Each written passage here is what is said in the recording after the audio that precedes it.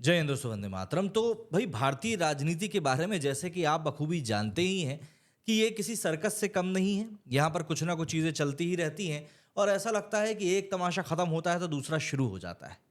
अरविंद केजरीवाल जी को अभी 2 ही दिनों पहले जमानत मिली है और जमानत के बाद जब उन्होंने पहली बार पब्लिक को एड्रेस किया तो उन्होंने ये बोलते हुए धमाका कर दिया कि यार, ऐसा है कि हम जो है ना, बहुत दिनों तक इस पद के ऊपर बने नहीं रहने वाले हैं। मतलब कि हम अगले 2 दिनों में चीफ मिनिस्टर की पोस्ट से इस्तीफा दे देंगे और आपको एक नया मुख्यमंत्री मिलेगा। जाहिर सी बात है, ये अपने आप में एक बहुत बड़ी बात है, क्योंकि जिन लोगों को इनको जिन शर्तों के ऊपर जमानत मिली है उसका बैकग्राउंड नहीं पता है, उनको यही लगेगा कि यार देखो कितना महान आदमी है कि जब जेल गया तब मुख्यमंत्री बना रहा, जेल के अंदर मुख्यमंत्री बना रहा, और अब जब बाहर आया है तब बोल रहा है कि भैया मैं मुख्यमंत्री नहीं रहूंगा। क्योंकि इन्होंने अपनी स्पीच में ये बात भी कही कि अब जब जनता ये कहेगी कि भैया आप दोबारा आकर सीट पे काबिज होइए, हम तभी आएंगे।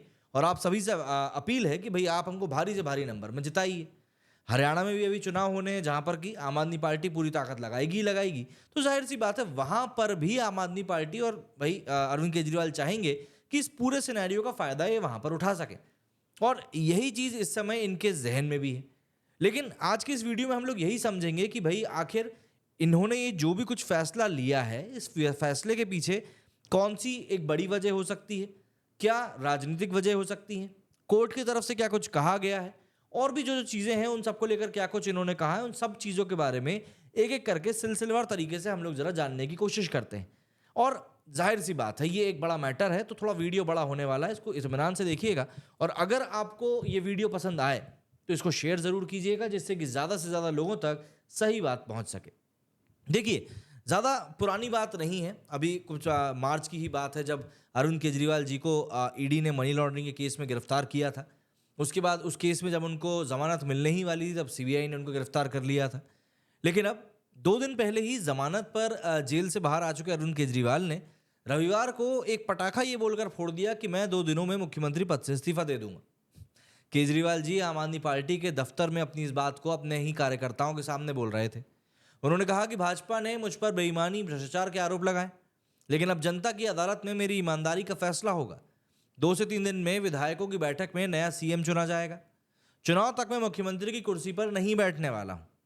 केजरीवाल ने कहा कि मनीष सिसोदिया पर भी वही आरोप हैं जो मुझ पर हैं, और उनका भी यही सोचना है कि वे भी इस बार पद पर नहीं रहेंगे। चुनाव जीतने के बाद ही वो भी पद संभालेंगे।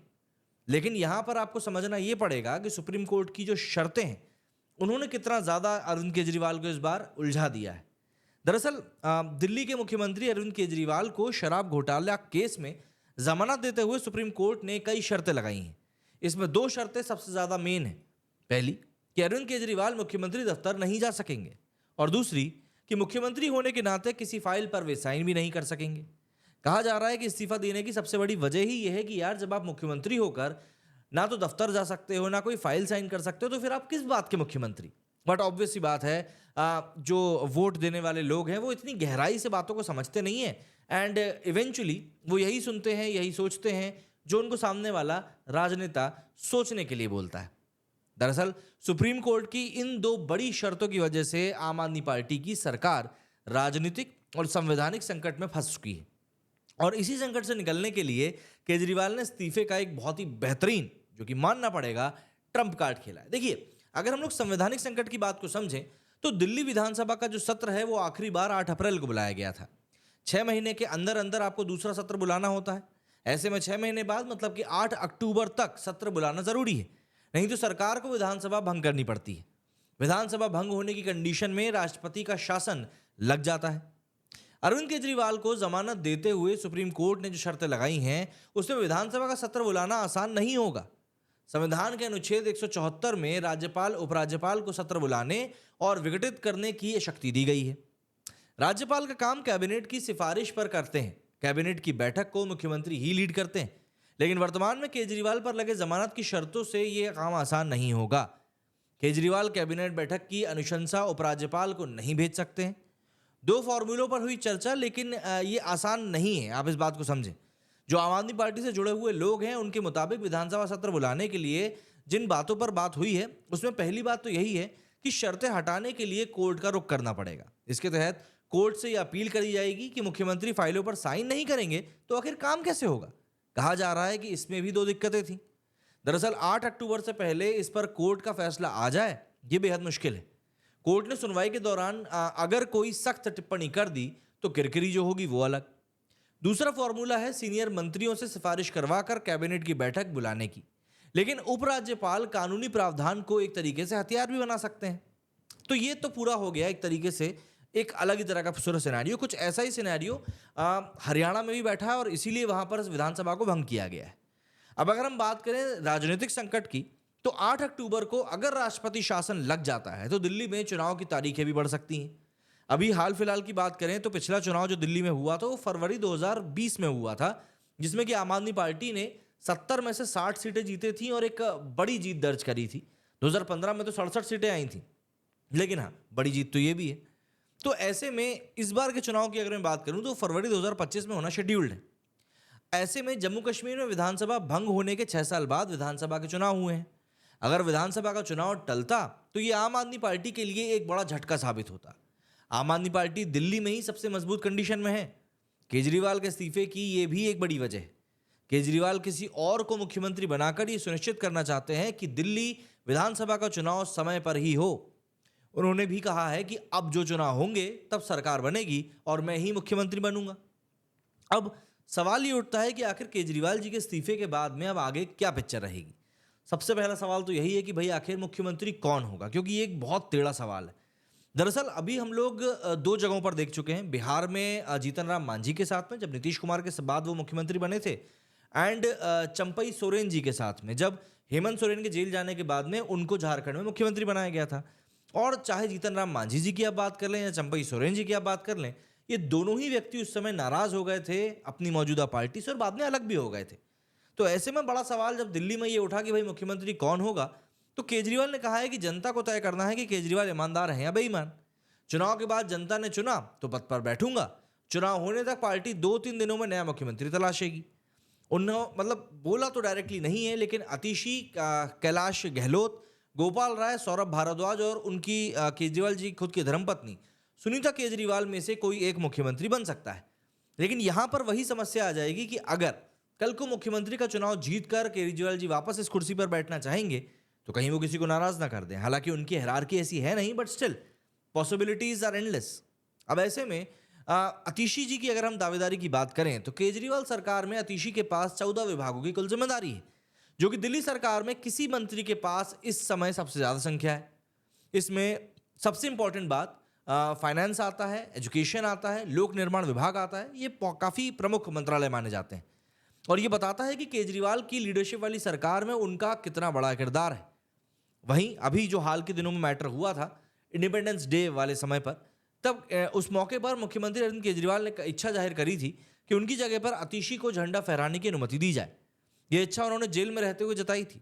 उन्होंने कहा था कि 15 अगस्त को छत्रसाल स्टेडियम में होने वाले कार्यक्रम में अतिशी झंडा फहराएं। हालांकि उनका यह प्रस्ताव खारिज हो गया था। ये 2 वजह आतिशी पर केजरीवाल के भरोसे की तरफ सीधी तौर पर इशारा करती हैं कि भाई केजरीवाल को उनके ऊपर बहुत ज्यादा भरोसा है। अब सवाल यह भी उठता है कि भाई आखिर इस्तीफा देने के बाद केजरीवाल अब क्या करेंगे, क्या उनकी भूमिका होगी, किस तरीके से वो काम करेंगे। तो देखिए 5 अक्टूबर को हरियाणा में वोटिंग है। राज्य में कांग्रेस से आम आदमी पार्टी का गठबंधन नहीं हुआ है। इसके बाद वहां सभी 90 सीटों पर पार्टी को अपने प्रत्याशी उतारने हैं। केजरीवाल का पूरा फोकस अब हरियाणा में चुनाव प्रचार पर रहेगा। जम्मू कश्मीर में विधानसभा चुनाव में भी आम आदमी पार्टी चुनाव लड़ रही है। केजरीवाल की स्पीच, जो 5 मैसेज उन्होंने दिए उस स्पीच के दौरान, उन्होंने भी इस चीज को काफी हद तक क्लियर कर दिया कि वो किस तरीके से सिंपैथी का गेम खेलने वाले हैं। सबसे पहले तो वो यहां पर भगत सिंह की लिखी हुई किताब लेकर पहुंचे।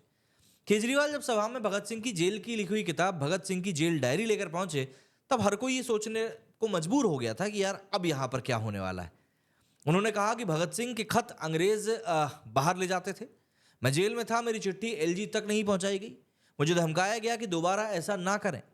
खुद को क्रांतिकारी मुख्यमंत्री भी कहा उन्होंने। मतलब केजरीवाल जी ने कहा कि भगत सिंह के बाद 90-95 साल बाद आजाद भारत में एक क्रांतिकारी मुख्यमंत्री जेल गया है। 15 अगस्त से 3 दिन पहले एलजी से कहा था कि मेरी जगह अतिशी को तिरंगा फहराने दिया जाए। चिट्ठी एलजी तक गई ही नहीं। सबसे बड़ी बात उन्होंने कहा कि माता सीता की तरह मेरी यहां पर अग्नि परीक्षा चल रही है। मतलब दिल्ली सीएम ने कहा कि अब 14 साल के बाद भगवान राम वनवास से लौटे तो माता सीता को अग्नि परीक्षा देनी पड़ी थी, लेकिन यहां पर अग्नि परीक्षा आज मैं दे रहा हूं। दरअसल गैर भाजपाई सीएम जेल जाएं तो इस्तीफा ना दें, ये एक सबसे बड़ी बात केजरीवाल ने अपनी इस पूरे भाषण में दी है। उन्होंने सबको ये कहा है कि भाई देखिए, आप इस प्रपंच में ना फंसें कि अगर आपको जेल भेजा जा रहा है तो आपको इस्तीफा देना पड़ेगा, आप जेल से भी ऑपरेट कर सकते हैं। दरअसल यहां पर जो बात निकल कर सामने आई है कि हेमंत सोरेन को इस्तीफा देना पड़ा था, और उसी को देखते हुए यहां पर केजरीवाल जी ने यह बात कही। उनका कहना है कि फॉर्मूला जो है बीजेपी का, वो फॉर्मूला आम आदमी पार्टी ने पूरी तरीके से फेल कर दिया है। दिल्ली विधानसभा चुनाव को लेकर केजरीवाल ने कहा कि फरवरी में चुनाव है और मैं मांग करता हूं कि चुनाव नवंबर में कराए जाएं, महाराष्ट्र के साथ और झारखंड के साथ। आपका फैसला आने तक, मतलब जनता का फैसला आने तक मैं कोई जिम्मेदारी नहीं संभालूंगा और आम आदमी पार्टी से कोई और ही मुख्यमंत्री बनेगा। अब ऐसा नहीं है कि यार ये जो इस्तीफा है ना, ये बस यूं ही हवा हवा में दे दिया गया, इसके कई सारे मायने हैं। लेकिन जो इसकी प्रमुख 3 मायने हैं उनको समझिए और उससे आपको पता चलेगा कि ये राजनीति का खेल कितना ज्यादा शानदार हो सकता है। दरअसल इस समय अरविंद केजरीवाल सीएम होते हुए भी एक तरीके से सीएम नहीं है। क्यों? दिल्ली शराब नीति केस में अरविंद केजरीवाल 177 दिनों के लिए जेल गए और उसके बाद जमानत से बाहर आए।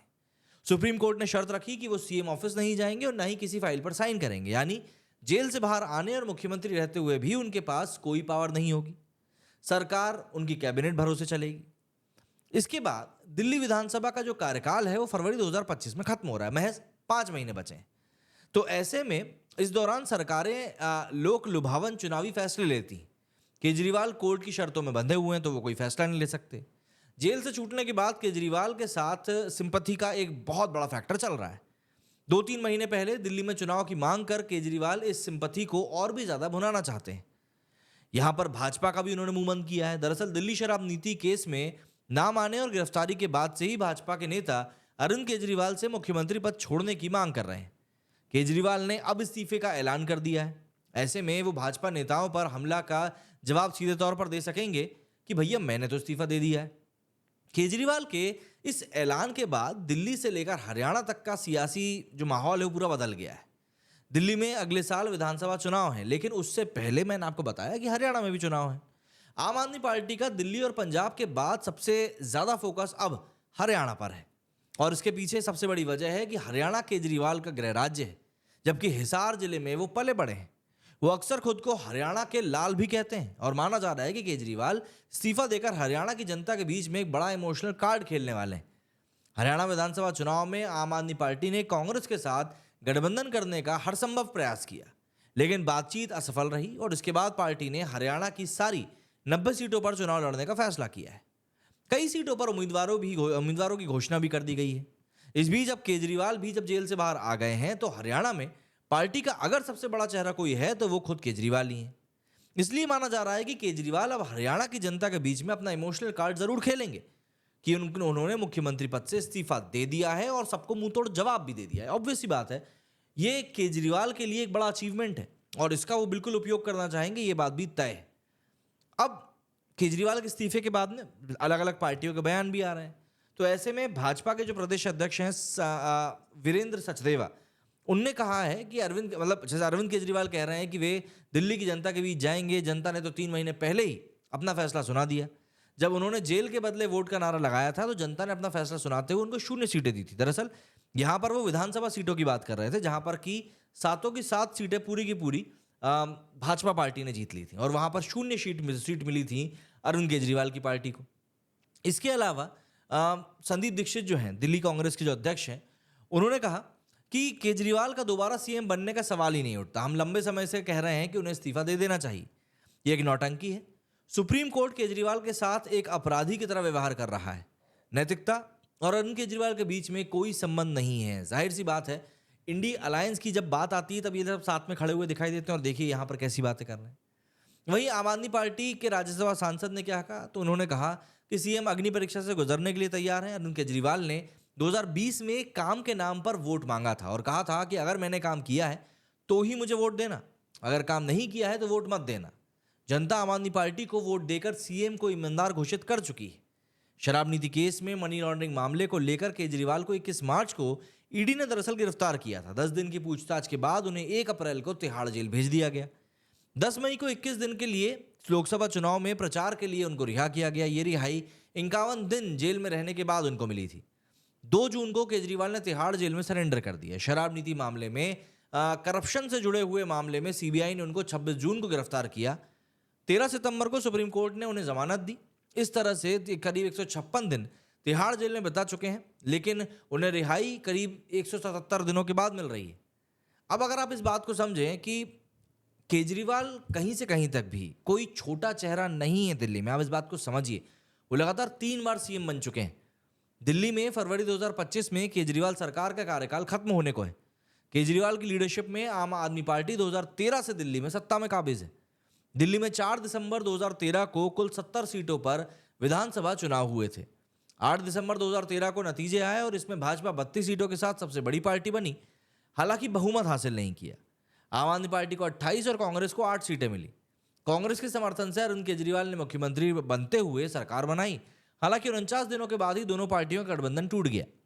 इसके बाद 7 फरवरी 2015 को दिल्ली में फिर से विधानसभा चुनाव हुए। इसमें आम आदमी पार्टी ने 67 सीटों पर जीत हासिल करी। भाजपा सिर्फ 3 सीटों पर ही सिमट कर रह गई। और उसके 5 साल बाद 8 फरवरी 2020 को विधानसभा चुनाव में आम आदमी पार्टी ने कुल 70 सीटों में से 62 सीटों पर जीत हासिल करी और 8 सीटें भाजपा के खाते में गई। तो जाहिर सी बात है, यहाँ पर जो ये चुनावी पूरी जंग चल रही है, ये ऐसा नहीं है कि बहुत ज़्यादा आसान है। आने वाले दिनों में इसको लेकर काफ़ी और बातें होंगी और जाहिर सी बात है काफ़ी एस्केलेशंस भी उठेंगे। लेकिन जिस तरह से हम जानते ही हैं कि भाई किस तरीके से चीज़ें चलती हैं, वो चीज़ें वैसे ही चलेंगी और ये चुनावी गणित है। ऐसे में ऊंट इस गणित को देखकर किस करवट बैठ जाएगा, ये किसी को नहीं पता है। अब आप मुझे कमेंट करके बताइए कि आपका अरविंद केजरीवाल जी के इस्तीफे को लेकर क्या कुछ कहना है। मेरे इस वीडियो फिलहाल इतना ही। जय हिंद, जय भारत।